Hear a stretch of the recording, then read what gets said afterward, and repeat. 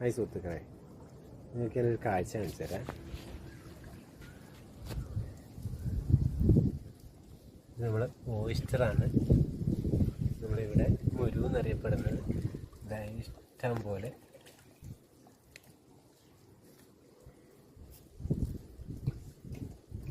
ഇറച്ചി ഉണ്ടാവും. ഇതിൽ ഇഷ്ടംപോലെ ഉണ്ട്.